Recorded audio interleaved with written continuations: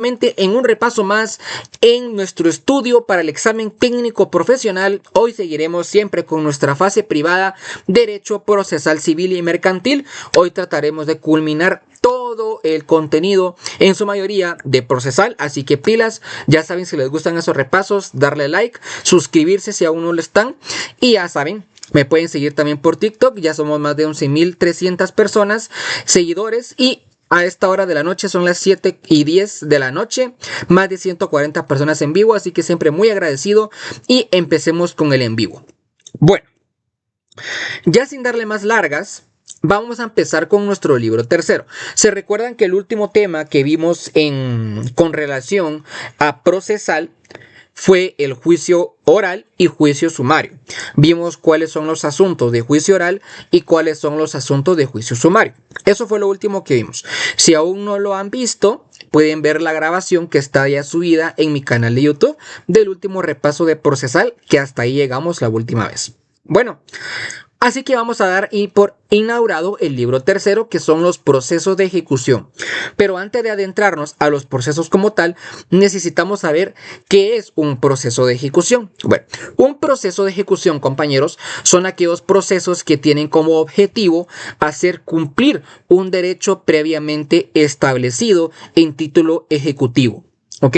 Son aquellos procesos que tienen como objetivo hacer cumplir un derecho previamente establecido en título ejecutivo.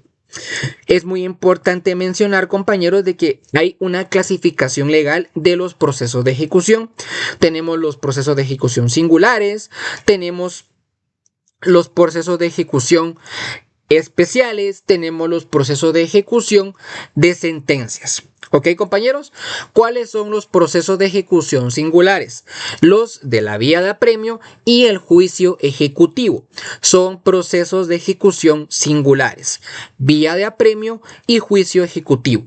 Luego tenemos las ejecuciones especiales y por último tenemos las ejecuciones de sentencias. ¿Listo? Bueno, compañeros, una vez ya mencionado qué es un proceso de ejecución y cuál es su clasificación, vamos a adentrarnos con la vía de apremio. La vía de apremio, pues ya sabemos que es un proceso de ejecución singular y lo encontramos regulado entre el artículo 294 al artículo 326 del Código Procesal Civil y Mercantil. ¿Ok? Bueno, pero para ventilar un proceso de ejecución en la vía de apremio necesitamos cumplir tres grandes requisitos, y es que el título ejecutivo contenga una obligación que sea de pagar una cantidad de dinero líquida y exigible. ¿Ok? Necesitamos cumplir estos tres requisitos para que se pueda tramitar el título ejecutivo a través de la vía de apremio. Así que todos los títulos deben de contener una obligación de pagar una cantidad de dinero líquida y exigible. ¿Listo? Bueno, en el artículo 294 encontramos cuáles son los asuntos, bueno, en este caso cuáles son los títulos que pueden ser conocidos a través de la vía de apremio. Tenemos esencialmente 8 que aparecen en ese artículo, pero aparte le vamos a agregar uno que yo se lo voy a dar como tip. El primer título ejecutivo que se puede tramitar por la vía de apremio es la sentencia pasada en autoridad de cosa juzgada. ¿Ok? Ya es un derecho que previamente se estableció y que ahora en el proceso de ejecución se va a ejecutar el título, y que en este caso es la sentencia. Luego tenemos el laudo arbitral. ¿Ok? El laudo arbitral no pendiente de recurso de casación también es otro título ejecutivo que se va por la vía de apremio. Tenemos los créditos hipotecarios, ¿ok? Los bonos o cédulas hipotecarias junto con sus cupones, los créditos prendarios, la transacción celebrada en escritura pública, el convenio celebrado en juicio, el convenio o acuerdo aprobado u homologado por juez competente. Hasta ahí llegamos con los 8 que aparecen en nuestro Código Procesal Civil y Mercantil, pero yo les quiero agregar un noveno título ejecutivo, el cual es el auto de liquidación de honorarios del notario. Recordemos y bajemos libros, retrocedamos y cambiamos de chip con derecho notarial cuando vimos en este caso el proceso para el cobro judicial de los honorarios del notario.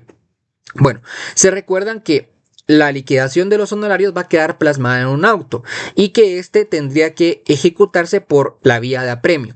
Por lo tanto, también constituye un título ejecutivo. Así que, por favor, podemos anotarlo en la parte de abajo de nuestro artículo 294 como el noveno título ejecutivo que puede estar sujeto a la vía de apremio. Es muy importante recordar, compañeros, que estos títulos ejecutivos tienen una vigencia. Pierden su fuerza ejecutiva a los 5 años si la obligación es simple y pierden su fuerza ejecutiva a los 10 años si el título está en este caso garantizado con prenda o con hipoteca. Por lo tanto, asumimos que una obligación simple no está garantizada, por lo tanto va a perder su fuerza ejecutiva a los 5 años. Y en este caso va a perder su fuerza ejecutiva a los 10 años si estuviera garantizada con prenda o con hipoteca. Listo, vamos bien, compañeros, tapa la pantallita, compartamos el en vivo, síganme si aún no me sigan y ya saben, pues estamos a tope con derecho procesal. Bueno, y aquí, compañeros, les voy a dar un pequeño esqueleto, una pequeña orientación de cómo se mira a simple vista la vía de apremio, ¿ok? A simple vista la vía de apremio se mira así. Sí, yo sé que se mira como que fuese largo, sí es un proceso algo larguito, pero este va a ser como que la base también del juicio ejecutivo, que va a tener mucha similitud con lo que es la vía de apremio. Así que vamos a iniciar de igual manera la vía de apremio con una demanda. ¿Okay? La demanda es de cajón, al igual que el decreto, que es la primera resolución, ¿verdad? Ahí no cambiamos nada. Luego ya cambiamos y aquí agregamos una orden de remate. ¿Okay? Agregamos el orden de remate en el tercer paso. Luego tenemos el remate como tal, que es el cuarto paso. Luego tenemos la liquidación, el depósito del precio, la escrituración, la entrega de los bienes y por último, si fuese necesario, aquí no lo puse como opcional, pero si ustedes lo quieren agregar, el último, que es el lanzamiento o el secuestro, es opcional, solo si fuese necesario, pero ustedes lo pueden agregar como una etapa más de la vía de apremio. ¿Ok? Este es el esqueleto de la vía de apremio, esencialmente. Ahora iremos a ver paso por paso, como siempre lo hacemos. Iniciamos con la demanda. ¿Ok? La demanda, como en todos los procesos, debe de cumplir con los requisitos de forma y de trámite. Los del artículo 61, los del artículo 50, los del artículo 106, 107, 63 y 79. ¿Ok? Así que la demanda debe de cumplir con los mismos requisitos del escrito inicial, por ejemplo. ¿Ok? Se debe de presentar junto con la demanda el título ejecutivo que queremos ejecutar. ¿Ok? Junto con la demanda debemos de presentar este título ejecutivo. En la demanda se debe de requerir, ¿ok? En la demanda se debe de requerir, si en este caso, el título no estuviera garantizado, se podrá solicitar en la demanda el embargo o las medidas cautelares previstas en este código. En la demanda, únicamente en la demanda, si la obligación no estuviera garantizada con una prenda o una hipoteca, se puede solicitar el embargo o medidas cautelares previstas en este código. Que vamos a ver las medidas cautelares las vamos a ver más adelante porque están en el libro quinto. La demanda, bueno, esto ya lo sabemos todos, que todas las demandas se deben presentar en los centros de servicios auxiliares de administración de justicia. Esta es una pregunta muy común que les puedan hacer ustedes en su examen, en donde se presentan las demandas de un juicio ordinario, de un juicio oral, se presentan en el centro de servicios auxiliares de la administración de justicia y pues esto ya lo remiten al juzgado que corresponde. Ahora vamos con el paso 2. ¿Ok? El paso 2 es el decreto. El decreto, pues ya sabemos ustedes que el decreto es la primera resolución de todo proceso. Es en el decreto que se va a admitir para su trámite la demanda o se va a rechazar. ¿Ok? Si se admite para su trámite la demanda, se emitirá este decreto a más tardar el día siguiente. ¿Ok? Ahora, si se rechaza para su trámite la demanda mediante el decreto, se emitirá un auto en el cual se va a establecer que se rechazó para su trámite, pero este auto va a ser apelable. De igual manera, a la par les puse el fundamento legal. En este decreto también el juez va a despachar mandamiento de ejecución y ordenando el requerimiento de pago al obligado. Ok, aquí les puse yo que en la práctica se debe de pagar 10 quetzales al notificador para, en este caso, hacer efectivo el mandamiento de ejecución y la orden de requerimiento de pago. Bueno, así que ahí les puse de igual manera el fundamento legal, el artículo 27, literal A del decreto 111-96. Por lo tanto, he de tenerlo en cuenta si podemos llevar este decreto impreso y podemos llevarlo en un foldercito para tenerlo a la mano. El juez despachará mandamiento de ejecución y ordenará el requerimiento de pago al obligado. También en el decreto se ordenará el embargo solo si no estuviese garantizada la obligación. ¿Qué quiere decir si no está garantizada? Bueno, que no fuese una obligación que contenga una prenda o una hipoteca. Si no contiene una garantía, se podrá ordenar el embargo si se solicitó en la demanda oportunamente. También en el decreto el juez va a correr audiencia por 3 días al ejecutado para que pueda plantear sus excepciones que destruyan la eficacia del título y se fundamenten únicamente en prueba documental. Es muy importante recalcar que en este proceso de ejecución no van a ser, en este caso, todas las excepciones que se puedan plantear. No, van a poderse plantear únicamente las que destruyan la eficacia del título y las que se fundamenten en una prueba documental. ¿Ok? Bueno, vamos con el paso 3, que tenemos la orden de remate. El juez, pues en este caso, ordenará la venta de los bienes que fuesen embargados, si hubiese sido necesario. ¿Ok? Porque ya saben de que no todos los bienes van a ser embargados, solo si no tienen una obligación garantizada. Por lo tanto, si se solicitó el embargo, el juez ordenará la venta de los bienes embargados, anunciándose 3 veces por lo menos en el portal electrónico del Diario Oficial. Así que el juez va a ordenar la venta de los bienes embargados, anunciándose 3 veces por lo menos en el portal electrónico del Diario Oficial. Los edictos de la venta, aparte de esta publicación, también se tendrán que fijar en los estrados del tribunal y también en los estrados de un juzgado de paz. De este caso, del lugar en donde se encuentre el bien que se va a rematar. Ya vino Luisa, dice, qué bueno Luisa, qué bueno verte por acá y gracias por la donación, te lo agradezco mucho. Bueno, sigamos con el paso 4. Una vez ordenado la venta de los bienes embargados, vamos a pasar a la ejecución del remate. El paso 4.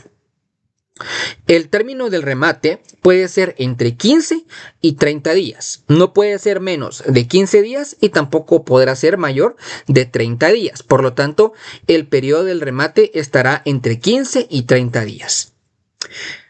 El día y la hora señaladas en el edicto, el pregonero del juzgado anunciará el remate y las posturas que se vayan haciendo, de las cuales el secretario tomará nota.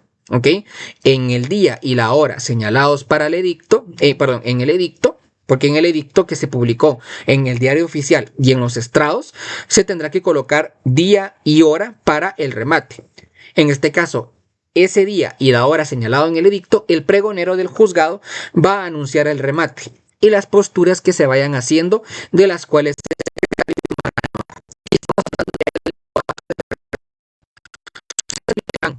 solo se admitirán postores que en el acto de la subasta depositen por lo menos el 10% del valor de sus ofertas. No puede ser, dice Angelitos, hay juzgados que justifican la audiencia más tarde por la agenda llevada en el juzgado. Mira, al final de cuentas, la ley es el deber ser, ¿verdad, Angelitos? Y en la práctica es otra cosa, deberían de respetarse los plazos, pero alegan eso, que hay saturación de agenda, que no sé qué, que no sé cuánto, pero al final de cabo lo que nos van a preguntar en el examen van a ser los plazos legales. Entonces es muy importante tener en cuenta que el remate no puede ser menos de 15 días ni puede ser mayor de 30, aunque en la práctica yo sé que no se lleva así, de esa manera. Como les digo, pues en el mero acto de la subasta solo se van a poder admitir los postores que hayan depositado el 10% del valor de sus ofertas, al menos que el ejecutante los releve de esta obligación. Bueno, es solo para hacer un paréntesis, ¿ok? Solo para hacer un paréntesis, compañeros, es muy importante que nos aprendamos los pasos desde la orden del remate hasta la entrega de los bienes, porque este mismo proceso de remate se va a repetir en el juicio ejecutivo. Por lo tanto, aprendámonos muy bien el proceso del remate, porque también lo tenemos que incluir en el juicio ejecutivo. ¿Ok? Cerremos paréntesis. Bueno, si el día señalado para el remate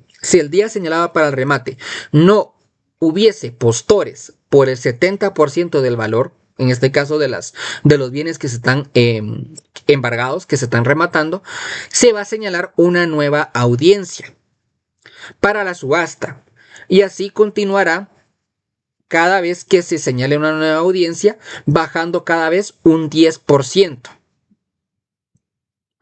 Sí, hay que hacer énfasis también en los títulos ejecutivos, lo que es un laudo arbitral que se lleva. Bueno, esto lo vamos a ver cuando veamos, si nos da tiempo, el arbitraje, ¿ok? Porque ese es un proceso de conocimiento, por lo tanto, es la que nos falta ver, pero la estoy dejando ya hasta como de último para ver que nos dé tiempo, ¿verdad? Si nos da tiempo, la vemos, porque ahorita ya estamos corriendo contra el tiempo, pero si nos da tiempo, seguramente vamos a ver el laudo arbitral. Si no, pues ustedes lo pueden estudiar desde sus casitas. Si tienen tiempo para estudiar la ley de arbitraje, pues se lo recomiendo para que ustedes puedan en este punto saber qué es un laudo arbitral. Bueno, sí, ya dijimos, ¿verdad? Si el día señalado para el remate no hubiera postores por el 70% del valor, ¿ok? Se señalará una nueva audiencia para la subasta, y así continuará bajando cada vez un 10%. Si llegara el caso que ni por el 10% haya habido comprador, se hará un último señalamiento y será admisible entonces la mejor postura que se haga. O sea, en el peor de los casos, si nunca se llegó ni al 10% del valor del bien que se está subastando, se hará un último señalamiento y será admisible entonces la mejor postura que se haga. La última parte del remate es que si el bien que se está subastando será adjudicado al mejor postor, el bien que se subasta será adjudicado al mejor postor, y de todo esto, de todo el remate, se levantará un acta que firmará tanto el juez, el secretario, el rematario y los interesados que estén presentes junto con sus abogados. Muy bien, y con esto culminamos la parte en sí del remate. Luego, ya que se adjudicó al mejor postor los bienes, vamos a pasar a la parte de la liquidación, que es el paso 5. Una vez practicado el remate, se hará, ¿ok? Se hará la liquidación de la deuda con sus intereses. ¿Ok? Practicado el remate, se hará la liquidación de la deuda con sus intereses. Para la liquidación se debe de presentar un memorial solicitando la liquidación de todos los gastos. Esto es más que todo en la práctica, ¿ok? Me lo recalcaron en mi material de apoyo, que yo ahorita se los puse aquí, que el memorial no está en la ley, lo solicitan mucho en la práctica, así que pilas, para que podamos proceder con la liquidación en este caso de todos los gastos, se tendrá que presentar un memorial y se va a tramitar por la vía incidental. El juez aprobará o reprobará la liquidación, en este caso de los gastos, mediante un auto, el cual también podrá ser apelable. Y vamos terminando los últimos 4 pasos. Tenemos el paso 6, ¿ok? El paso 6, que es el depósito del precio. En el auto aprobatorio de la liquidación, pues ustedes ya saben que se va a liquidar a través de un auto. El juez en ese auto señalará al subastador un término no mayor de 8 días. Ojo, un término no mayor de 8 días para que se le deposite el monto en la tesorería del organismo judicial. El juez señalará al subastador un término no mayor de 8 días para que deposite el monto en la tesorería del organismo judicial. El deudor o el dueño de los bienes rematados tiene derecho de salvarlos de la venta a este punto todavía, mientras no se haya otorgado la escritura traslativa de dominio. En este punto todavía los puede salvar, ¿verdad? Antes de que se escriture. Ahora, una vez el subastador haya depositado el precio en la tesorería del organismo judicial en un término no mayor de 8 días, vamos a pasar a la parte de la escrituración. En la escrituración se debe de solicitar que la escrituración, ¿ok?, pueda proceder ante el juez, en este caso que está conociendo el trámite, ¿no? Se debe de solicitar la escrituración ante el juez para que proceda con la misma. Se debe de también solicitar a través de un memorial que se prosiga con la escrituración. El juez señalará al ejecutado el término de 3 días para que otorgue la escritura traslativa de dominio. ¿Ok? 3 días al ejecutado para que pueda otorgar la escritura traslativa de dominio. Aquí con el notario que el ejecutado decida. Pero, ¿qué pasa si en este caso el ejecutado no respeta el plazo de los 3 días? Se es rebelde, o en este caso la escrituración se otorgará de oficio, nombrando a un notario que el interesado designe a costa de este. Si en este caso el ejecutado no cumple con el plazo de los 3 días para otorgar la escritura traslativa de dominio, el juez lo va a otorgar de oficio, nombrando a un notario que el interesado designe. Bueno, y por último, pues en la escritura traslativa de dominio se deberán de transcribir, aparte de todos los actos relativos a la escrituración, se debe de transcribir el acta de remate y el auto que aprobó la liquidación. ¿Ok? Es muy importante que podamos transcribir el acta de remate, ¿ok? El acta que aparece en esta parte de acá, compañeros. Solo para recordar la que aparece acá. Acá. Todo esto se levantará acta que firmará el juez, el secretario, el rematario y los interesados que estén presentes junto con sus abogados. Esa acta se tendrá que transcribir en la escritura. ¿Okay? Al igual que el auto que aprobó la liquidación. Este auto de la liquidación también se tendrá que transcribir en la escritura. Bueno, una vez escriturado, vamos a proceder con la entrega de los bienes. Se debe de solicitar por medio de memorial también que se proceda con la entrega de los bienes, una vez que se haya, en este caso, otorgado la escritura traslativa de dominio. El juez mandará tomar posesión de los bienes al rematante o adjudicatario. Y fijará, ojo con este término, fijará un término de que no exceda de 10 días para la toma de posesión de los bienes, en este caso adjudicados, bajo apercibimiento de ordenar el lanzamiento o el secuestro. Porque puede que el ejecutado se ponga necio y ya no quiera entregar los bienes, pues el juez podrá apercibir al ejecutado de que si no respeta la toma de posesión de parte del adjudicatario, se puede ordenar el lanzamiento o el secuestro.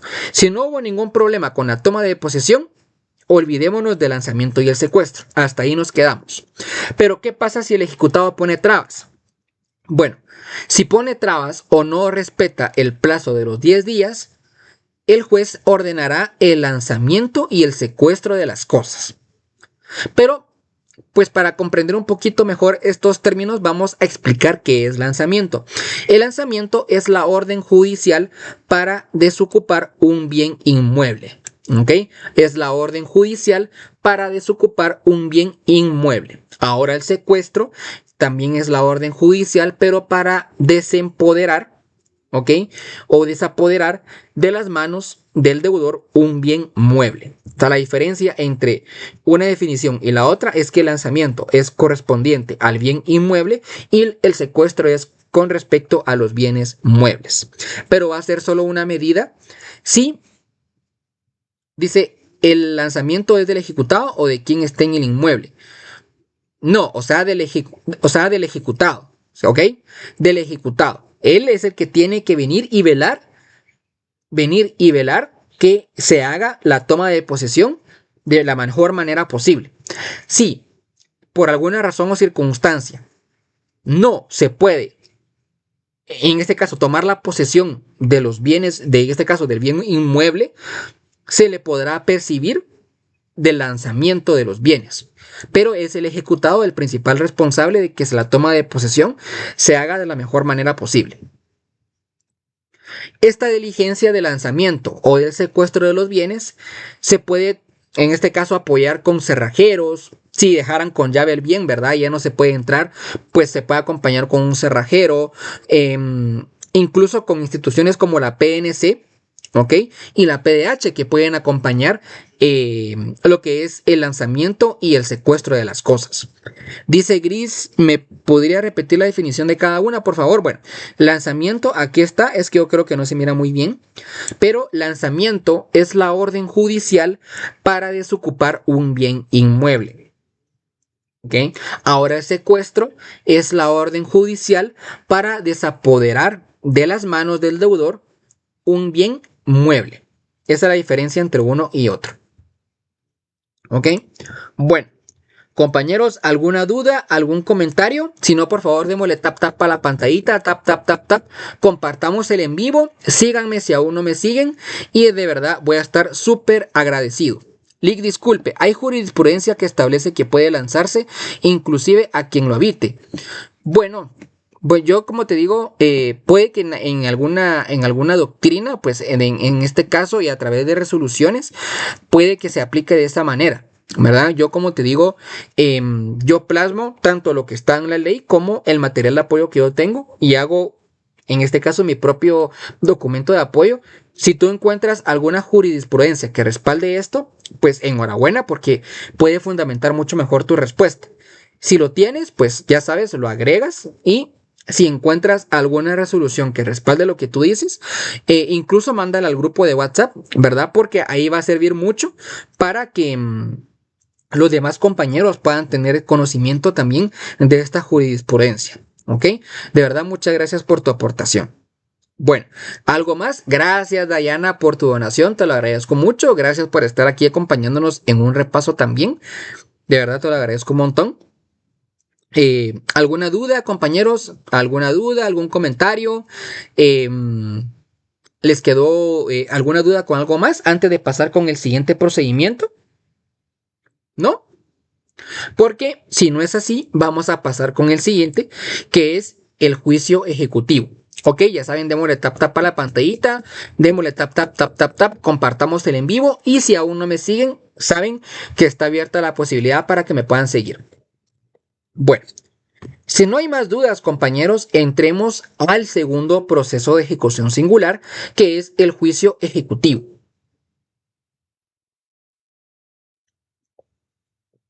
El juicio ejecutivo, pues tendrá como finalidad, ¿ok?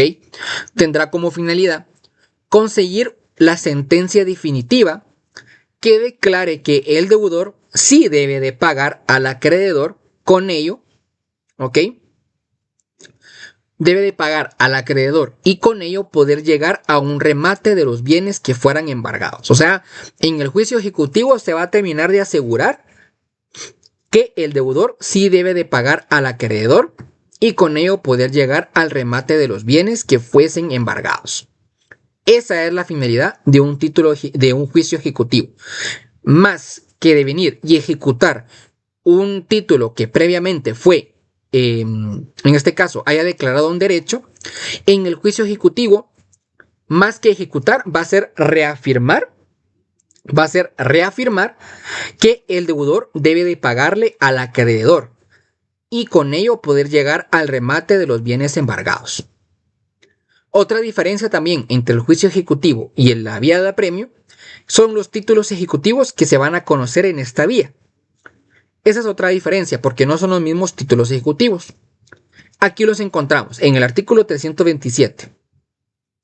Los testimonios de las escrituras públicas, pero esencialmente la escritura pública de mutuo simple, la de reconocimiento de deuda y los convenios de alimentos. ¿Ok? Estos tres testimonios de escrituras públicas se van a ejecutar por el juicio ejecutivo. También la confesión judicial prestada por el deudor y la confesión ficta cuando hubiera principio de prueba por escrito.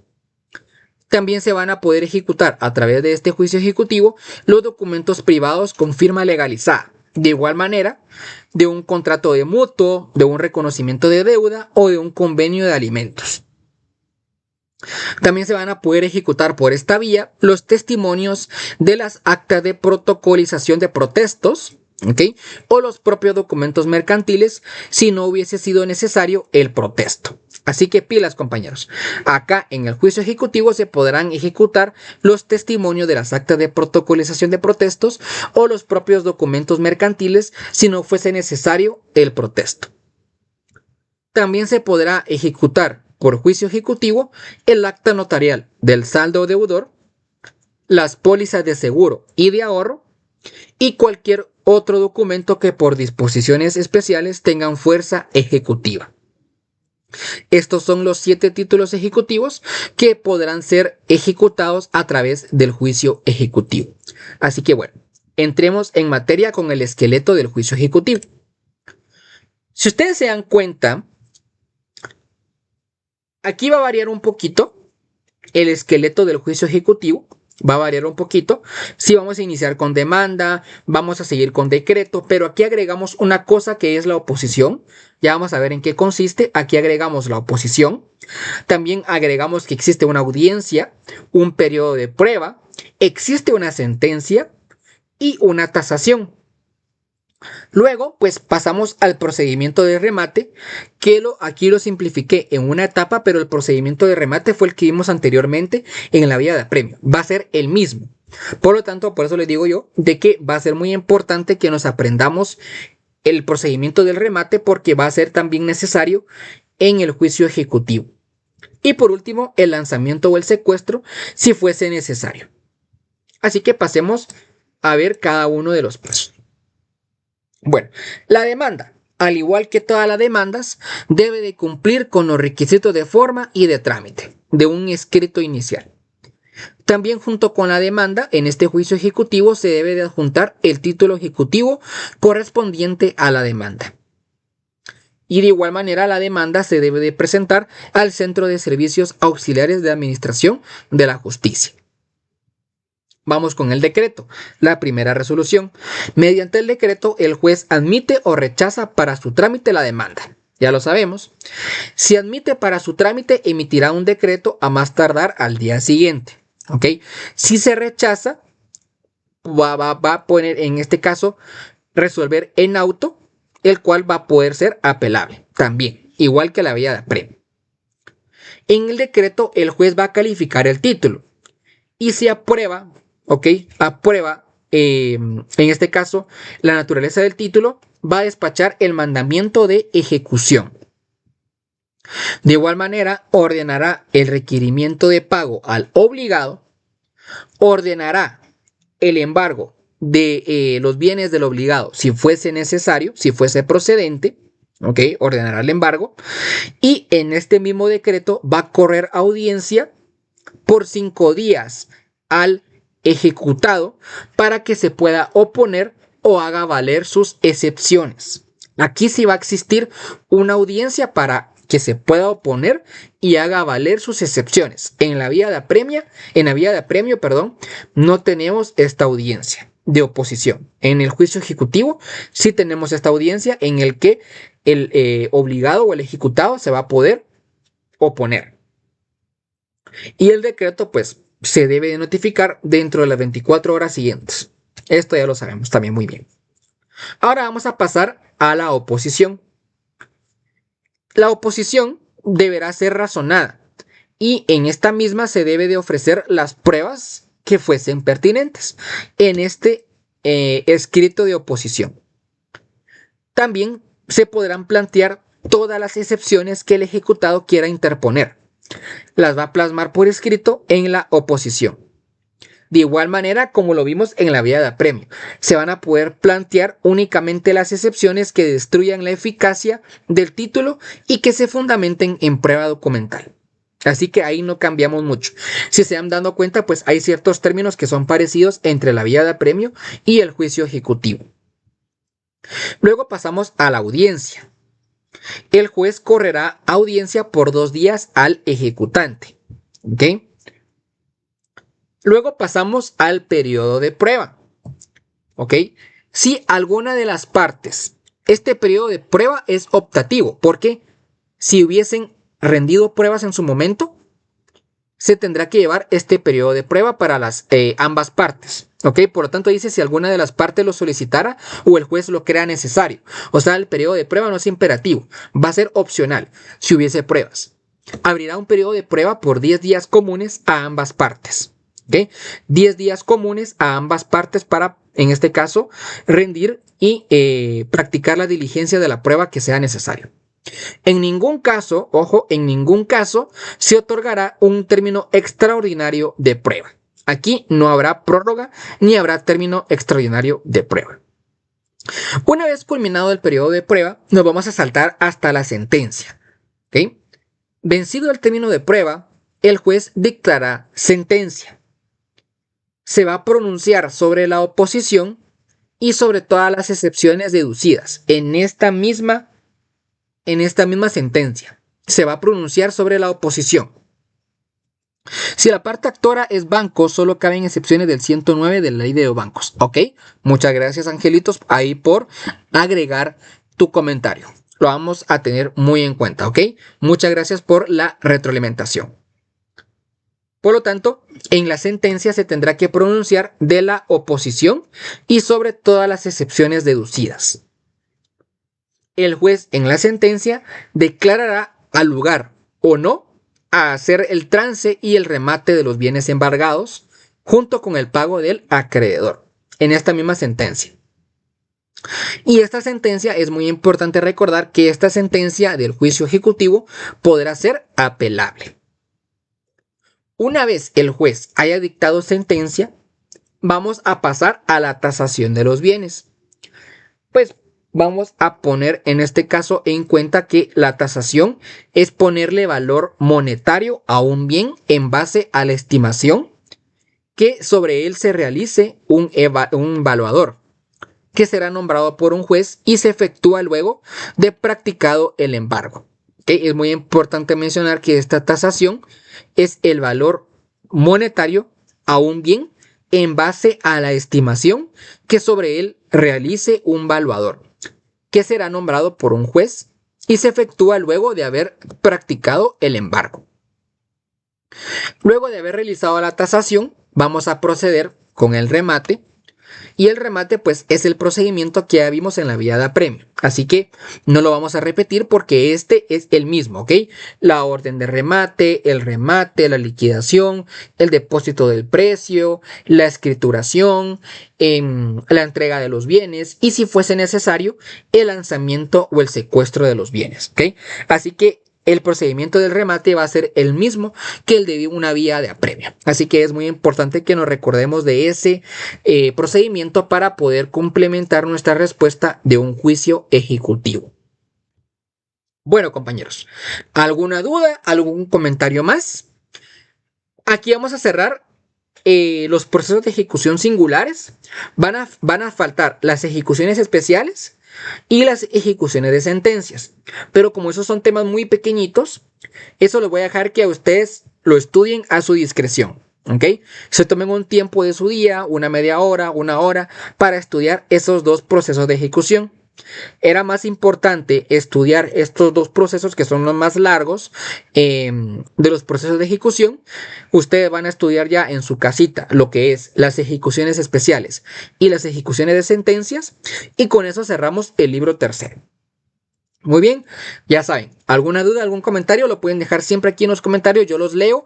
Tap tap a la pantallita, compañeros, tap tap tap tap tap. Compartamos el en vivo si aún no han compartido y síganme si aún no me siguen a día de hoy. ¿Ok? Espero que les esté gustando mucho el repaso. Yo sé que el tema de los procesos de ejecución es un poco complejito. Por lo menos a mí me costó un poco entender los procesos de ejecución. Porque aquí hay como que mucho porcentaje, tasación, embargo. Son como temas que no mucho me gustan, pero bueno, hay que estudiarlos, ¿ok? Así que espero que haya quedado lo más claro posible. Así que vamos a hacer un receso ahorita en un par de minutos porque vamos a seguir con nuestro siguiente libro, que yo sé que ustedes van a decir, te saltaste del tercero hasta el sexto, pero vamos a ver de último las providencias cautelares. Ahorita vamos a ver las impugnaciones de resoluciones judiciales. Libro sexto. Así que pilas, compañeros. Tap, tap a la pantallita, démosle tap, tap, tap, tap, tap, tap. Compartamos el en vivo y síganme si aún no me siguen el día de hoy. Estoy muy agradecido por más de 100 personas que están hoy un viernes en el que perfectamente pudieron irse a comer, ir al cine, salir con el novio, con la novia, pero están aquí pues dedicando un poco de su tiempo para el estudio. Así que les agradezco mucho. Gracias por todos los likes que están dejando, por los follow que han dejado. Son más de 30 personas seguidores nuevas en este repaso, así que muchas gracias. Ya saben, si quieren formar parte del grupo, lo único que tienen que hacer es escribirme un mensaje directo y yo al finalizar el en vivo les contesto y les envío el link para que se puedan incorporar al grupo de apoyo. ¿Ok? Gracias, Byron. Presente, dice. Listo. Bueno.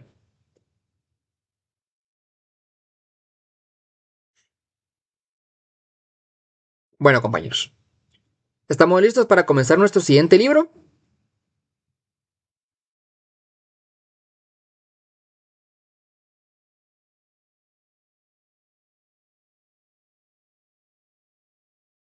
¿Listos?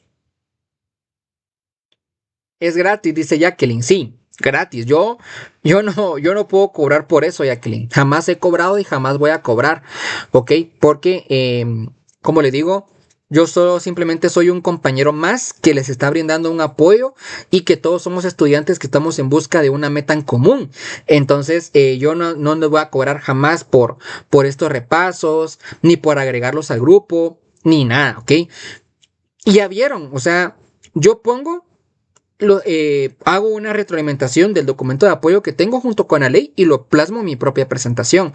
Pero hay cosas como, por ejemplo, que Angelitos ha dicho que yo no lo tengo en mi presentación y lo podemos complementar con nuestro material. Así que aquí todos estamos aprendiendo.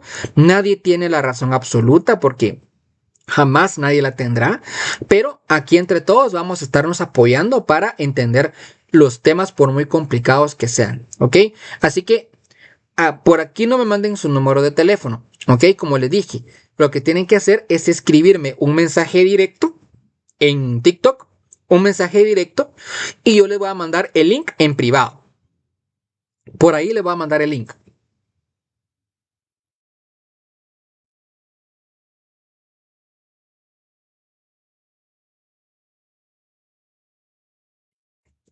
Bueno, listo, compañeros. Sin hacer ninguna pausa más, gracias Álvarez Eveni por el follow, te lo agradezco mucho. Aproveché ahí para darte tu saludo. Bueno, comencemos, compañeros. Nos quedan 2 libros, ¿eh? Así que pilas, por lo menos 1 hora más nos queda de repaso. Espero que no les esté aburriendo y podamos irnos entreteniendo. Empecemos con nuestro libro sexto, que son las impugnaciones de resoluciones judiciales. Antes de empezar a conocer este libro, vamos a saber qué es impugnar y qué es impugnación. Impugnar, según la RAE, es combatir, contradecir o refutar. ¿Okay? Más fácil contradecir. Ahora, la impugnación es el acto procesal en el cual consiste en no dar por consentida una resolución o un acto procesal emitido por un órgano jurisdiccional, el cual conlleva presentar una manifestación contraria, ¿ok? Mediante un recurso o remedio procesal. Vuelvo y repito, impugnación es el acto procesal en el cual consiste en no dar por consentida una resolución o un acto procesal que haya sido emitido por un órgano jurisdiccional, el cual conlleva presentar una manifestación contraria mediante un recurso o un remedio procesal. Gracias, GT Pablo Chen, por tu donación, te lo agradezco mucho. Un gran abrazo, mi hermano. Bueno, ¿por qué se busca impugnar? Ya sabemos que es porque no estamos consintiendo una resolución o un acto procesal que haya emitido un órgano jurisdiccional. Pero en síntesis, ¿por qué buscamos impugnar? Porque la resolución, en este caso el afectado, supongamos de que yo soy el afectado, yo la considero que es ilegal. Aunque sea justa, para mí es ilegal. O para mí es injusta, aunque tenga los parámetros legales. Por lo tanto, en condiciones normales, una resolución debería ser legal y justa. Pero ya saben que cada persona va a tener su propio criterio, así que si no estamos simplemente de acuerdo con la resolución, podemos impugnar, ¿okay? Podemos contradecir, podemos combatir, si tenemos en este caso los medios monetarios para hacerlo. Nuestro Código Procesal Civil y Mercantil nos brinda 4 tipos de impugnaciones, ¿okay? 4 clases de impugnaciones. Tenemos los remedios procesales, los recursos procesales, los recursos extraordinarios y las quejas. Vuelvo y repito, 4 clases de impugnaciones: remedios procesales, recursos procesales, recursos extraordinarios y las quejas. Los remedios procesales, los remedios procesales se presentan ante el mismo órgano jurisdiccional que conoció la resolución impugnada. Los remedios procesales se presentan ante el mismo órgano jurisdiccional que conoció la resolución impugnada, y este mismo órgano la va a tramitar y la va a resolver. Ahora, un recurso procesal lo va a conocer y lo va a resolver un órgano jurisdiccional de alzada o de mayor rango, distinto al que la dictó. Por lo tanto, esta es la diferencia entre un recurso y un remedio. El remedio se presenta ante el mismo órgano jurisdiccional, el recurso se presenta ante un órgano jurisdiccional de alzada o de mayor rango, distinto al que dictó la resolución impugnada. Ahora, un recurso extraordinario se va a conocer fuera de lo procesalmente ordinario, es decir, fuera de las instancias procesales. Ya vamos a ver más adelante cuál es el único recurso extraordinario que existe. Y por último tenemos las quejas. Que las quejas pues en sí no son una impugnación, simplemente es una acción que busca que la misma, que la impugnación sea admitida.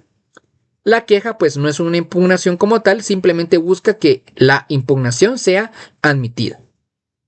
Ahora bien, ya sabiendo cuáles son las clases de impugnaciones, veremos cuáles son las impugnaciones que regulan nuestra legislación procesal civil. ¿Cuáles son las impugnaciones que regulan nuestra legislación procesal civil? Yo lo abrevié en letras, ¿ok? Como dije, pues es mucho más fácil cuando a veces abreviamos, cuando son muchas opciones, las abreviamos en una sola palabra. Y yo lo puse como a arranco. A arranco. ¿Por qué a arranco? Porque tenemos la aclaración, la ampliación, la revocatoria, la reposición, apelación, nulidad, casación y ocurso. Tenemos 8 impugnaciones que regulan nuestra legislación procesal civil.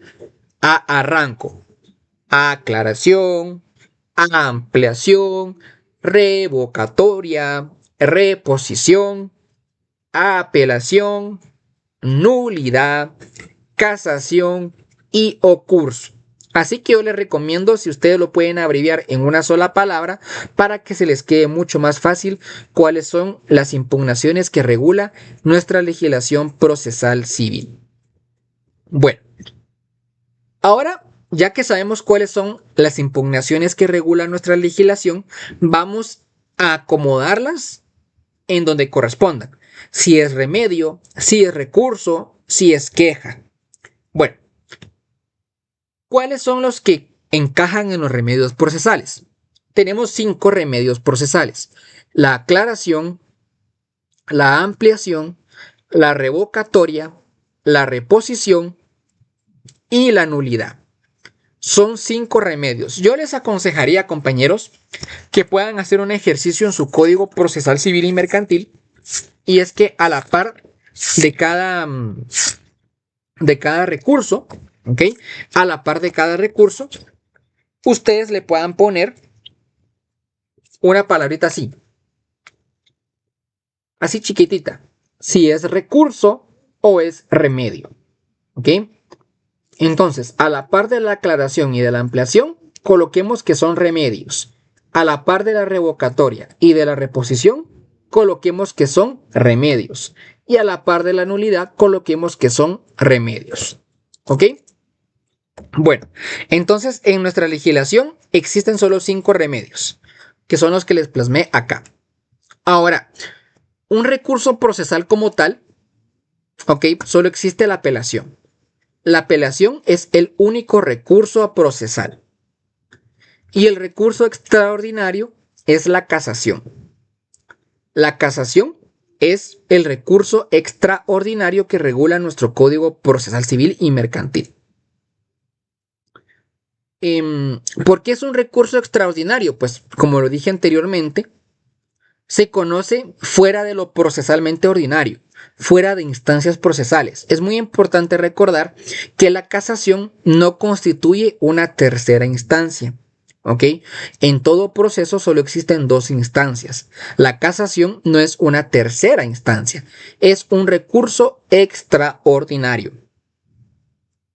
Y la queja, en este caso, será el ocurso de hecho, que como le dije anteriormente, no tiene como naturaleza una impugnación, es más bien una queja que se hace ante la sala de corte de apelaciones, que en este caso que el juez al que se la planteó una apelación no la tramitó. Así que el ocurso de hecho es más que todo como para... Si la casación no procede en los juicios exactamente, ya lo vamos a ver más aquí abajo. ¿Ok? Ya vamos a ver aquí abajo. Aquí abajo les puse qué impugnaciones proceden en qué resoluciones. Porque sí, efectivamente la casación no procede en el juicio ejecutivo. Pero igual, muchas gracias.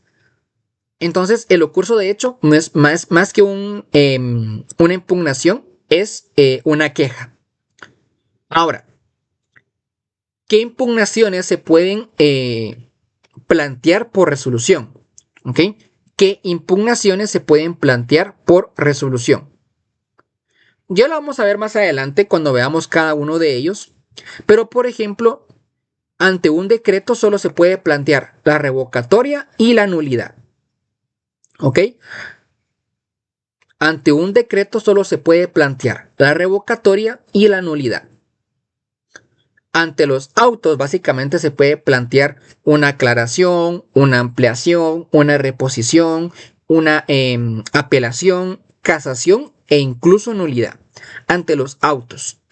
Y la sentencia solo podrá plantearse la aclaración, la ampliación, la apelación y la casación. Es muy importante recordar esto porque cuando querramos impugnar necesitamos saber cuál es la impugnación que puede proceder contra la resolución que estamos queriendo impugnar. Si queremos impugnar un decreto, solo podemos revocar o podemos, en este caso, plantear la nulidad. Si queremos impugnar una sentencia, solo podemos plantear la aclaración, la ampliación, la apelación o la casación. ¿Ok?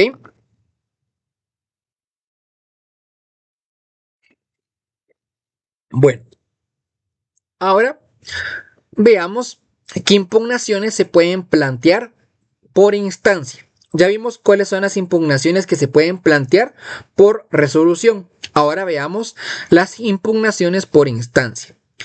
En primera instancia, vamos a ver aquí, no me ha dicho nada, no.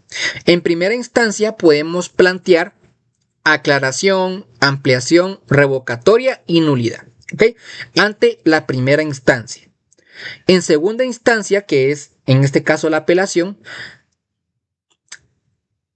la resolución que resuelva la apelación se podrá plantear la aclaración, la ampliación, la revocatoria, la reposición, la nulidad y la casación. Esto se va a plantear ante la sala de corte de apelaciones. La casación, pues en este caso, solo se podrá plantear lo que es la aclaración, ampliación y reposición, esto ante la Corte Suprema de Justicia, y el amparo, pues solo se le podrá plantear lo que es aclaración y ampliación ante la Corte de Constitucionalidad. Así que aquí vemos las diferentes formas en las que se puede impugnar, tanto por resolución como por instancia.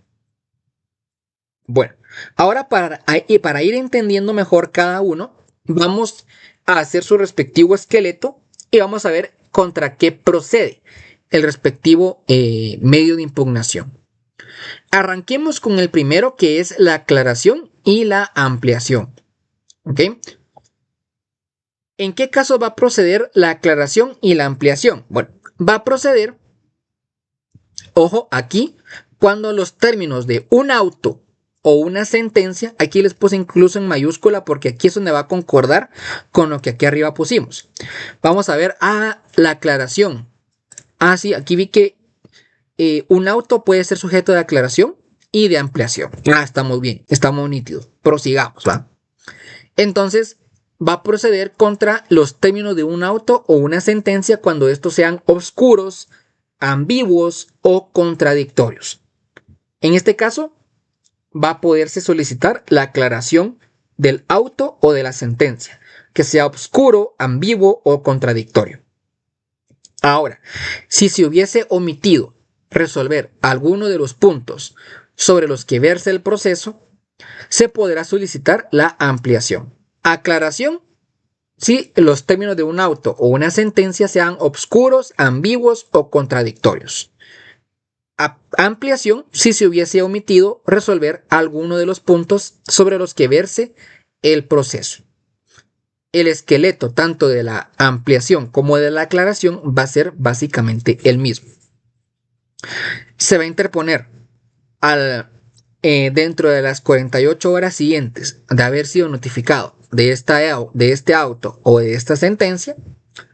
Se dará audiencia una vez se le ha dado trámite al remedio procesal. Se va a dar audiencia por 2 días a la parte contraria. Y por último, pues luego de la audiencia se va a resolver mediante un auto a los 3 días de la audiencia. ¿Okay? Este es el esqueleto tanto de una aclaración como de una ampliación.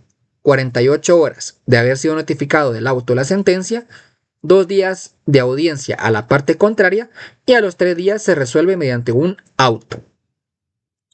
Aquí abajo les puse las observaciones pertinentes que hay que realizar, ¿ok? Como por ejemplo, por ser un remedio procesal, se debe de interponer ante el mismo órgano jurisdiccional que dictó la resolución que se quiere impugnar. Esto ya lo vimos más arriba, ¿no? Como es un remedio procesal, se interpone ante el mismo órgano jurisdiccional. Como es un remedio, pues no cambia el fondo del asunto, solo lo esclarece o lo amplía. El único que cambia el fondo del asunto es el recurso, que es la apelación. Por lo tanto, solo lo esclarece o lo amplía. El término para interponer la apelación, porque este auto podrá ser apelable, es de 3 días y empieza a correr desde que se notificó este auto, que haya rechazado de plano el remedio procesal. ¿Ok? Tap tap a la pantallita, compañeros, tap tap tap tap, compartamos el en vivo y síganme si aún no me siguen para saber si está quedando todo súper claro.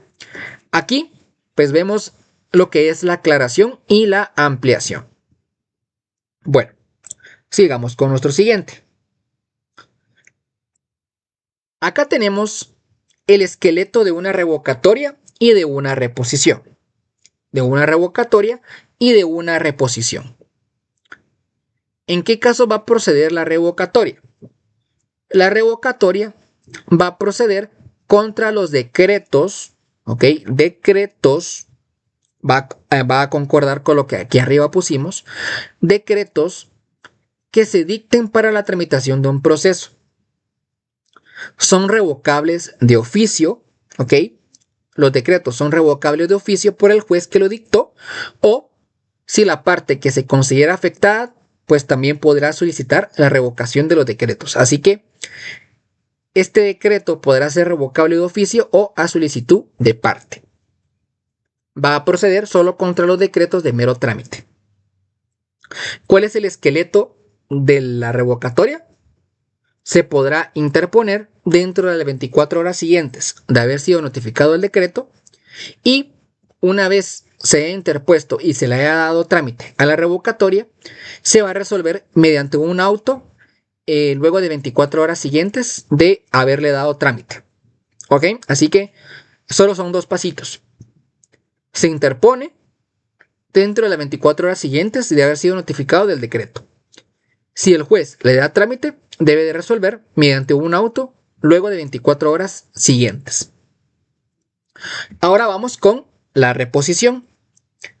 La reposición se podrá plantear tanto contra los autos de la Sala de Corte de Apelaciones en el trámite de una apelación, o contra las resoluciones que son decretos y autos que dicte la Corte Suprema de Justicia en el trámite de una casación que infrija el procedimiento de los asuntos sometidos a su conocimiento.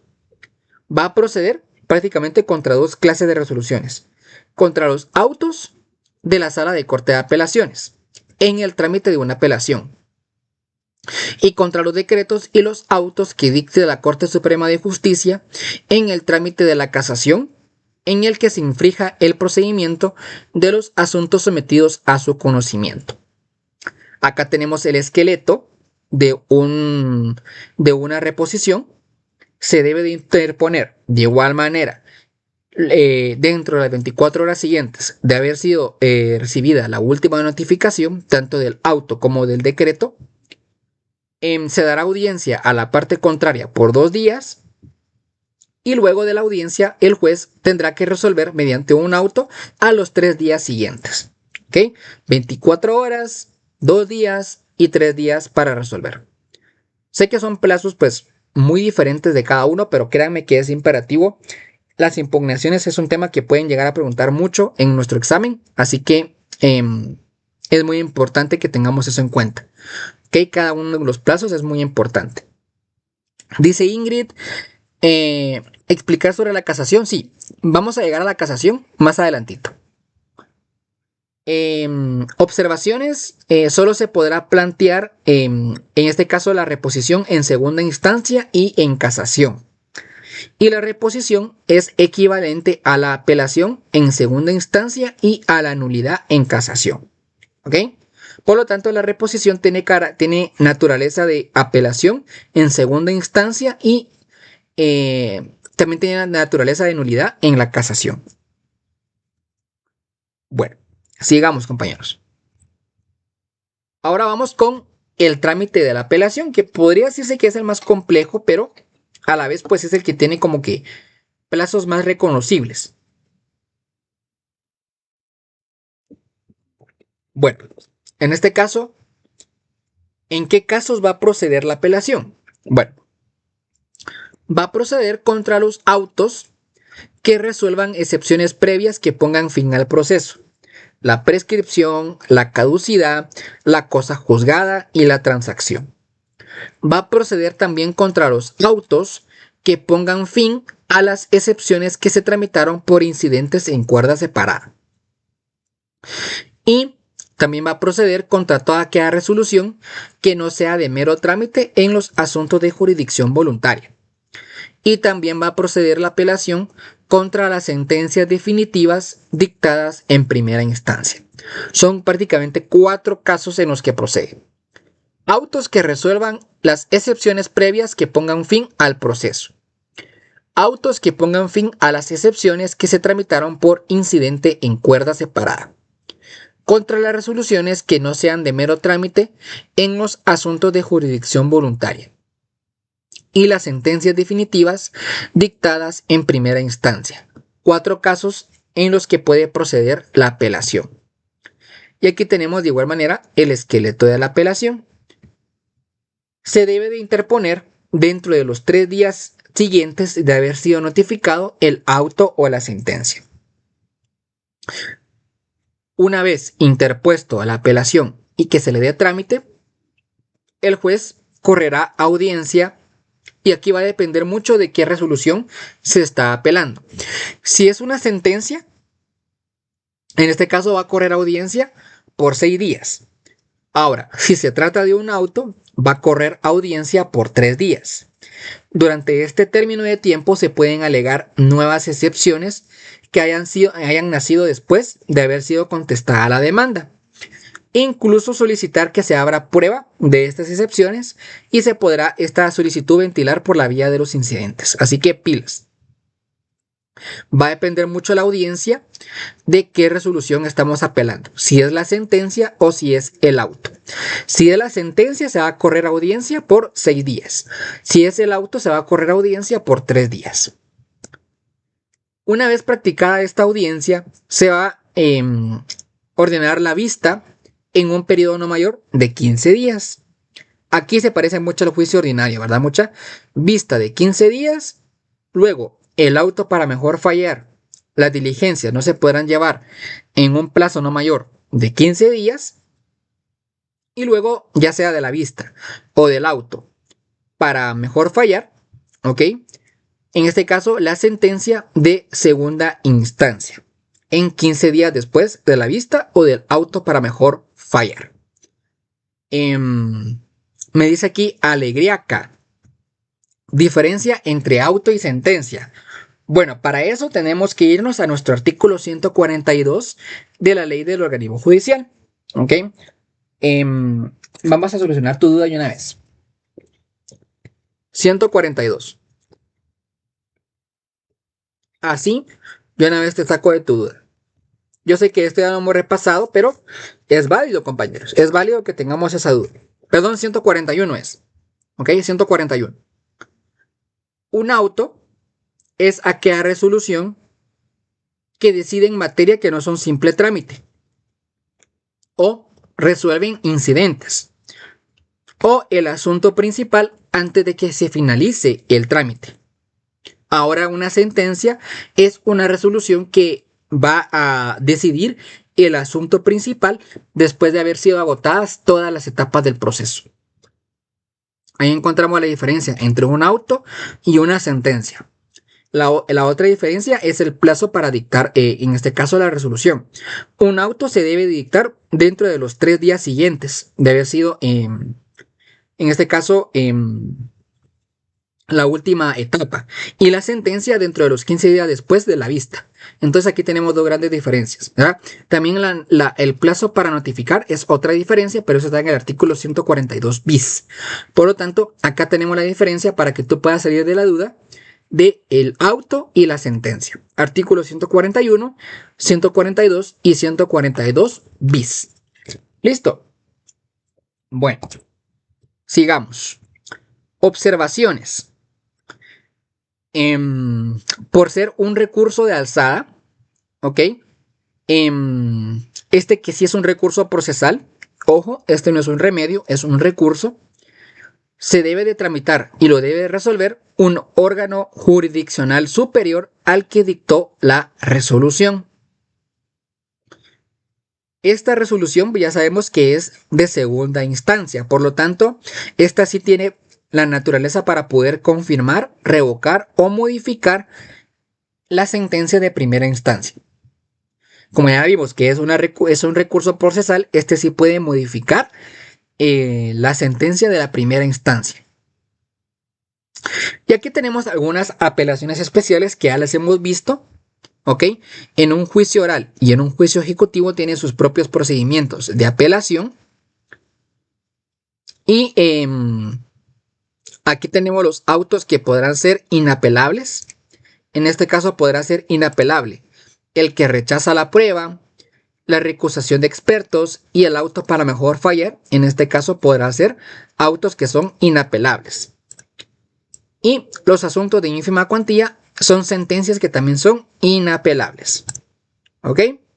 Bueno, sigamos. Y con esto vamos a culminar. Ah, no, nos falta la casación todavía. Bueno, aquí vamos con el esqueleto de un ocurso de hecho. Ya sabemos que el ocurso de hecho no es una impugnación como tal, simplemente es una queja. Cuando el juez inferior haya negado el recurso de apelación, siendo este recurso procedente, ¿verdad? Mediante lo curso, se solicitará a la sala que le dé trámite al recurso de apelación. ¿Ok? Es una queja ante la sala de corte de apelaciones. Cuando en este caso el juez no le haya querido dar trámite al recurso de apelación, siendo este procedente. El esqueleto de un curso de hecho es este. Se debe de interponer al tercer día, o sea, dentro de los 3 días de haber sido notificada la denegatoria.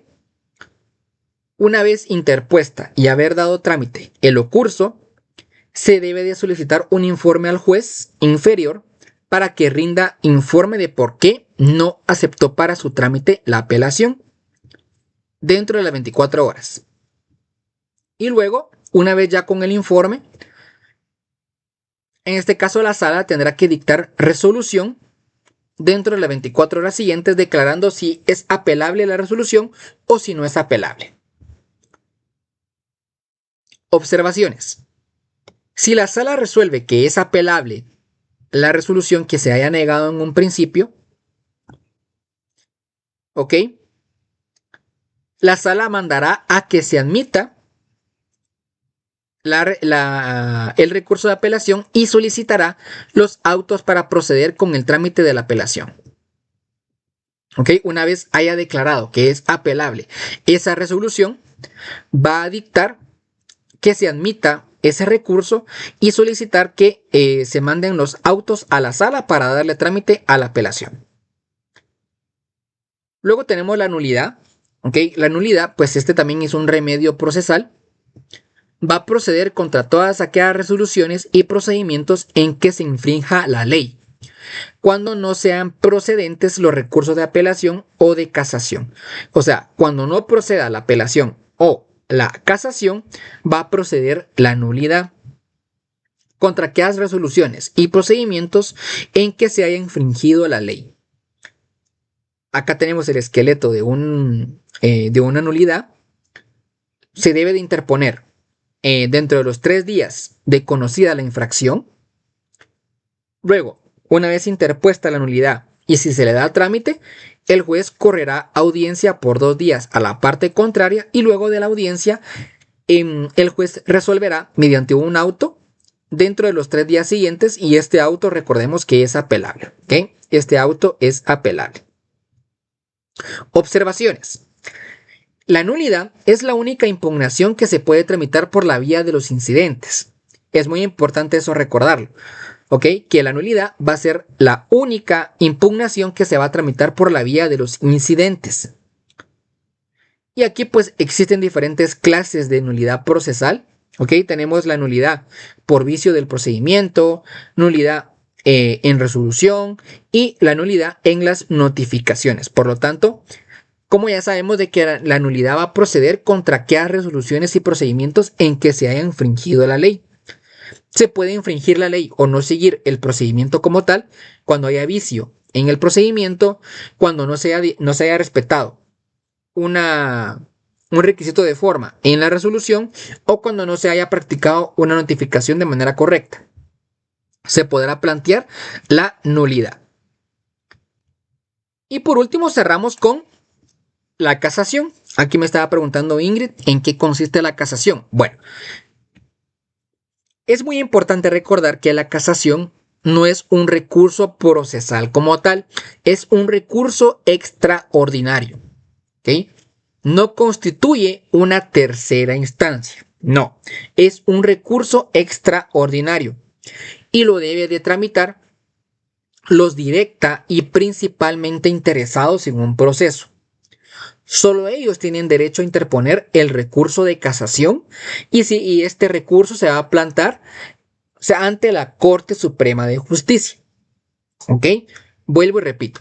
Los únicos legitimados para presentar la casación son los directa y principalmente interesados en el proceso. Ellos tienen el derecho de interponer el recurso de casación ante la Corte Suprema de Justicia. El recurso de casación solo va a proceder contra las sentencias o los autos definitivos de segunda instancia. ¿Ok? Ojo con esto, solo va a proceder la casación contra las sentencias o autos definitivos de segunda instancia que no hayan sido consentidas en forma expresa por las partes. Solo van a proceder la casación contra las sentencias o los autos definitivos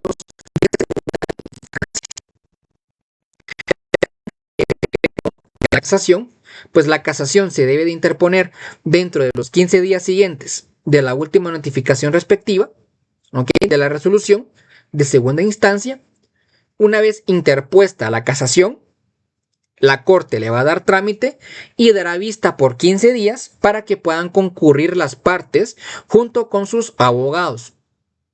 En esta vista, pues ustedes ya saben que pueden alegar de palabra o por escrito y presentar sus conclusiones, ¿no? Esta vista incluso será pública si la Corte Suprema de Justicia así lo requiere. Y luego en este caso, de haber llevado la vista, la Corte va a resolver en sentencia dentro de los 15 días siguientes de la misma. Ojo, observaciones. Como es un recurso extraordinario, por lo tanto no constituye una tercera instancia, ¿ok? Ya que se conoce fuera de lo procesalmente ordinario. Esto ya se los he comentado y se lo recalco, porque es muy importante recordar que en todo proceso solo hay dos instancias. La casación se puede interponer por cuestiones de forma o de fondo. Eso también hay que tenerlo muy en cuenta. Y en la casación se pueden alegar artículos violados o infracción a la doctrina legal. Fundamento, artículos 621 y 627 de la Corte, del Código Procesal Civil y Mercantil. ¿Listo? Bueno, esa es, en síntesis y en resumidas cuentas, la casación. Un recurso extraordinario que no constituye tercera instancia y que se puede plantear ante la Corte Suprema de Justicia contra las sentencias o los autos definitivos de segunda instancia. Bueno, compañeros, hemos culminado con esto las impugnaciones de resoluciones judiciales del libro sexto, así que tap a la pantallita, compañeros, tap, y de mi parte un gran aplauso para cada uno de ustedes,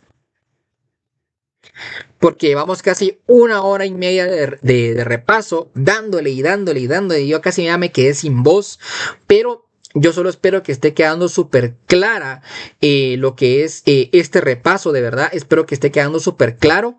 Gracias, Mario, por la donación. Te lo agradezco un montón. Y mi hermano siempre presente en las donaciones. De verdad, te lo agradezco un montón. Yo sé que está haciendo mucho contenido, que posiblemente tengamos así la cabeza de madres, ya no me cabe nada más. Pero créanme que estamos en el punto de que estamos tratando de acaparar más contenido y va a llegar un punto, compañeros, y esta es una exclusiva que yo les voy a dar, que a partir del 20 de agosto, porque ahí tengo como fecha límite para acaparar contenido, a partir de esa fecha vamos a hacer únicamente repasos, ¿ok? Únicamente repasos de los temas que hemos visto, ¿ok? Ya que no hubo casación. Dice Lick, yo quería preguntarle sobre el levantamiento de arraigo, ya que no hubo casación. No te entendí mucho, Yosita. Si me puedes explicar un poquito mejor tu pregunta, te lo voy a agradecer un poquito, ¿ok? Elizabeth, ¿cómo podríamos obtener esos esquemas? Bueno, tenemos un grupo de apoyo, Elizabeth, en el que yo comparto el material de apoyo. Por lo tanto, si quieres formar parte del grupo de apoyo, lo único que tienes que hacer es mandarme un mensaje directo por TikTok y expresándome tu iniciativa de querer formar parte del grupo, y yo te voy a mandar el link al finalizar el en vivo para que te puedas incorporar al grupo, ¿ok? Únicamente lo único que tienes que hacer. No tiene ningún costo, no tiene ningún requisito, nada. Aquí esto es material de apoyo para ustedes.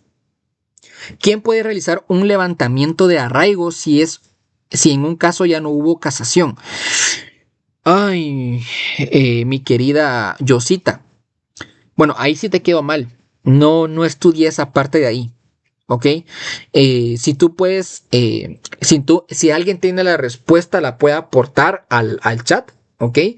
Entonces, como le digo, pues yo no tengo respuesta para todo. Así que si alguien tiene alguna respuesta que le pueda ayudar aquí a Diosita, pues incluso nos puede ayudar a todos, así que se lo voy a agradecer mucho. Si no, te prometo que voy a explorar un poco más y en el próximo repaso te tengo una respuesta, ¿ok?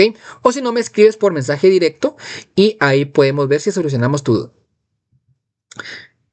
Bueno, compañeros, ya le dimos tap tap a la pantallita, tap tap tap tap tap, compartamos el en vivo, síganme si aún no me siguen, se lo voy a agradecer mucho a los que están viendo el repaso en YouTube, like y suscríbanse si aún no lo están, porque vamos a iniciar con nuestra última parte del repaso del día de hoy, ya es la última parte, el último sprint, así que pilas compañeros porque vamos a ver el libro quinto, que son las alternativas comunes a todos los procesos, ¿ok? Alternativas comunes a todos los procesos. Libro quinto. Recordemos, compañeros, ya vimos los conceptos básicos del libro primero, las disposiciones generales. Proceso de conocimiento, con excepción del arbitraje. Ahí sí les quedo a deber. Si nos da tiempo, lo vamos a ver. Vimos también ya el libro tercero con los procesos de ejecución. Vimos el libro quinto con estas alternativas comunes a todos los procesos. Y también ya vimos libro sexto con las impugnaciones judiciales. Así que solo nos va a quedar pendiente el libro cuarto, que es jurisdicción voluntaria. Pero, como lo dije anteriormente, como es jurisdicción voluntaria, lo vamos a complementar con la jurisdicción voluntaria notarial, que vamos a ver la próxima semana. ¿Ok? Así que pilas con eso. La próxima semana terminamos de ver y vamos a matar dos pájaros de un tiro porque ahí vamos a cerrar jurisdicción voluntaria judicial como jurisdicción voluntaria notarial. ¿Ok? Ahí vamos a matar dos pájaros de un tiro la próxima semana e incluso ahí vamos a cerrar el contenido de procesal y vamos a cerrar el contenido conceptual de notariado y vamos a empezar con meramente redacción. Y de ahí nos vamos a quedar sin mano para redactar. Bueno, vamos a iniciar con nuestra última parte, compañeros. Demos un último tap tap a la pantallita, compartamos el en vivo y síganme si aún no me siguen. Vamos con las providencias cautelares. Las providencias cautelares son todas aquellas herramientas o mecanismos jurídicos que buscan asegurar el resultado de un proceso posterior antes de la demanda de un juicio formal. ¿Ok? Palabras clave: herramientas o mecanismos jurídicos. ¿Ok? Herramientas o mecanismos jurídicos. Palabras clave que buscan asegurar el resultado de un proceso posterior antes de la demanda de un juicio formal. Esas son las providencias cautelares. Hay una clasificación legal de las providencias en donde encontramos el proceso cautelar y la medida cautelar. Proceso cautelar y la medida cautelar son dos cosas muy diferentes. El proceso cautelar, pues, es un proceso en donde se solicitan las providencias cautelares antes de iniciar un juicio o al interponer demanda formal. ¿Ok? Es un proceso en donde se van a solicitar las providencias cautelares, pero antes de que inicie el juicio o de que se interponga la demanda. Ese es un proceso cautelar. En este caso, si se va a plantear o se van a solicitar antes de iniciar el juicio, es imperativo que debe de prestar garantía la persona que solicite las providencias. O sea, la persona que solicite las providencias debe de prestar garantía, ¿ok? Y ejecutada la providencia, el que pidió la providencia deberá entablar su acción dentro de los 15 días siguientes. Hay dos requisitos muy importantes.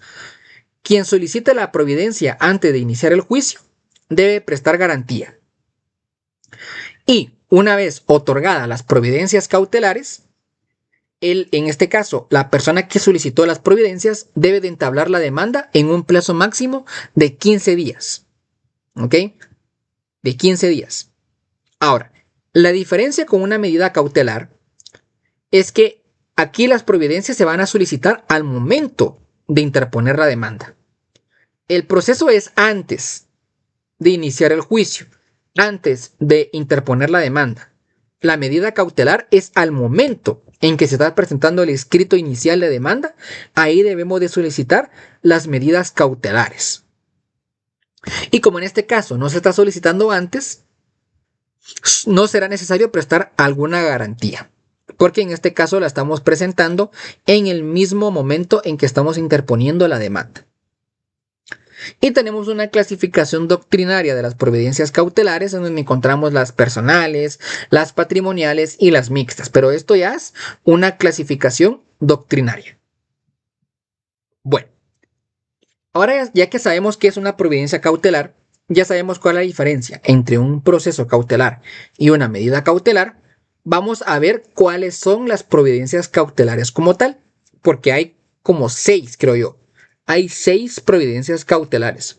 Vamos a ver cada una de ellas. La primera es la seguridad de las personas.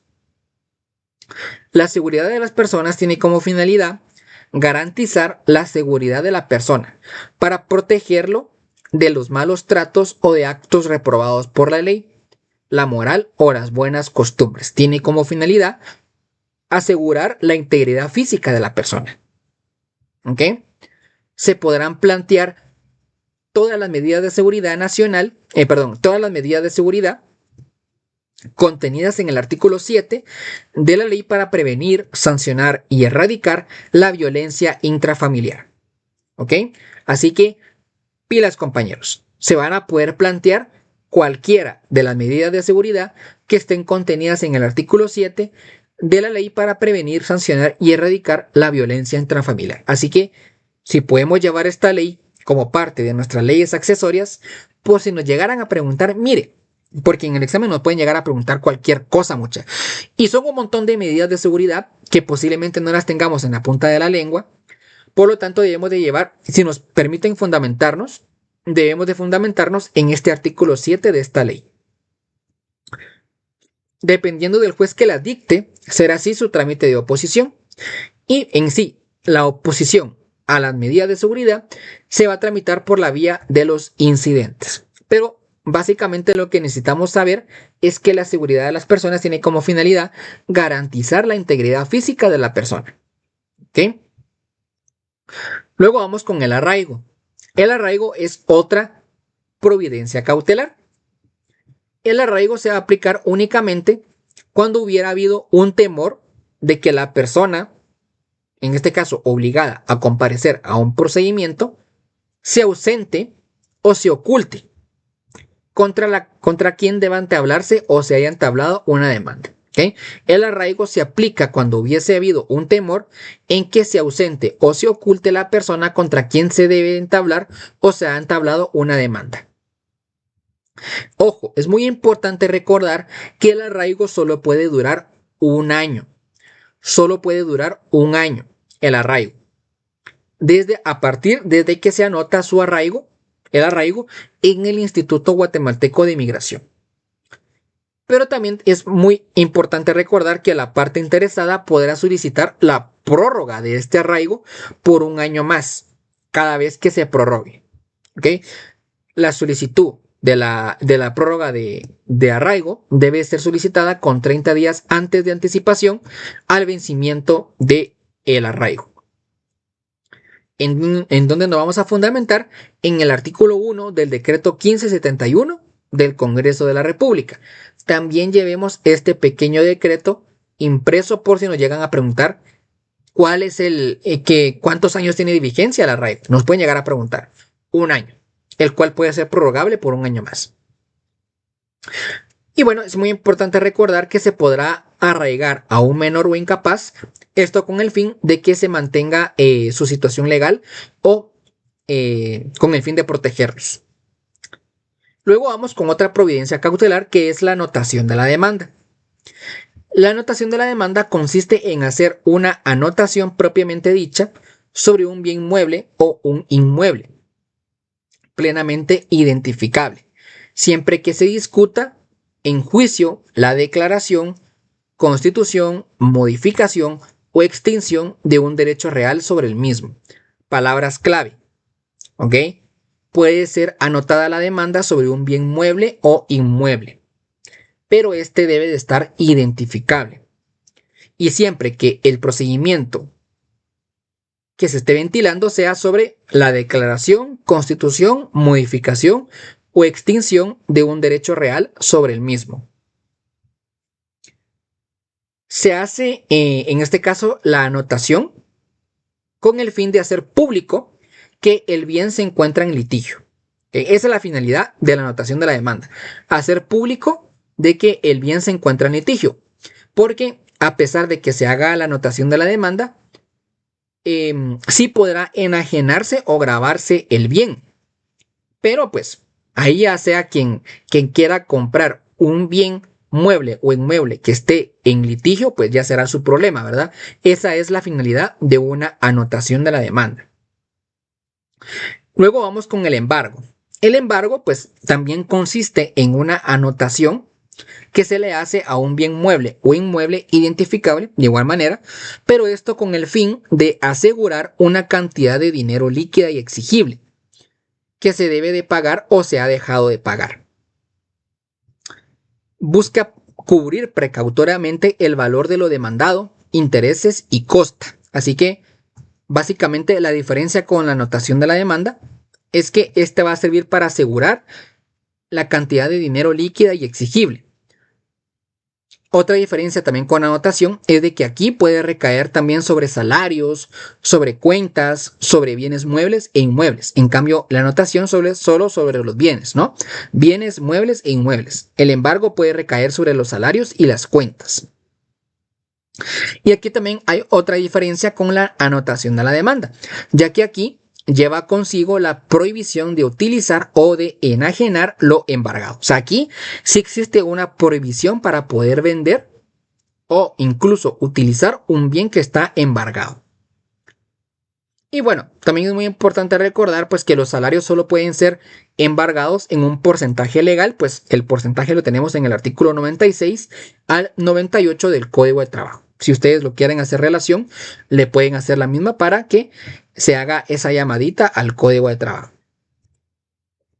Y vamos a terminar con las últimas tres providencias cautelares. Tenemos el secuestro. Bueno, el secuestro ya más o menos lo vimos, ¿no? Cuando vimos el lanzamiento y el secuestro, que prácticamente consiste en el desapoderamiento de una cosa en las manos del deudor para que sea entregada en depósito a un particular o institución legalmente reconocida con la prohibición de servirse de ella. ¿Ok? Básicamente consiste en el desapoderamiento de una cosa de las manos del deudor para que sea entregada en depósito a un particular o institución legalmente reconocida, pero con la prohibición de servirse de ella. Ahí está la diferencia entre el secuestro como una medida prácticamente de coacción para tomar posesión de un bien y el secuestro como una providencia cautelar, ¿ok? Porque como providencia cautelar, el particular que recibe en depósito el bien mueble no se podrá servir de ella, simplemente va a tenerlo como en depósito. Ahora, el secuestro, por ejemplo, en la vía de apremio o en el juicio ejecutivo va a servir más como una medida de coacción para que el adjudicatario tome posesión del bien. El secuestro aquí aplica únicamente para los bienes muebles. De igual manera, en la vía de apremio o el juicio ejecutivo se recuerdan que era la orden judicial de desapoderar de las manos del deudor, en este caso un bien mueble. Y aquí tenemos también esta naturaleza. Luego tenemos la intervención, ¿ok?